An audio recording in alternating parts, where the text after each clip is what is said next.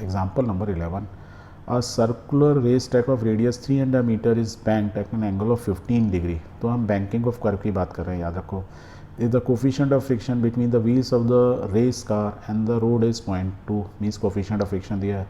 What is the optimum speed of the race cars to avoid wear and tear on its tire?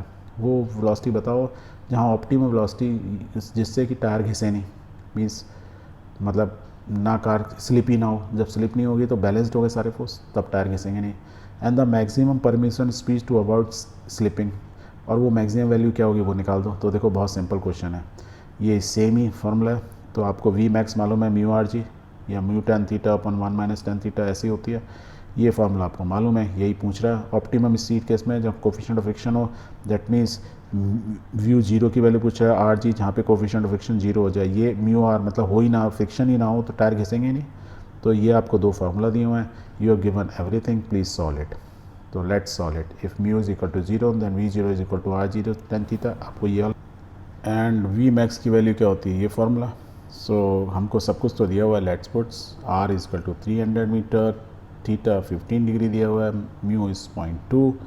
हमको V zero और V max पता लगाना है, formula we know. And हमको सिर्फ एक क्या चीज़ रहेगी, जी की वैल्यू. जी नॉर्मली क्या देते हैं 9.8 metre per second square. Everything is given, formula is known. Let's puts, once you put you will get the value of v zero is equal to 28.1 metre per second and v max is equal to 38.1 metre per second. दोनों velocity निकल गई.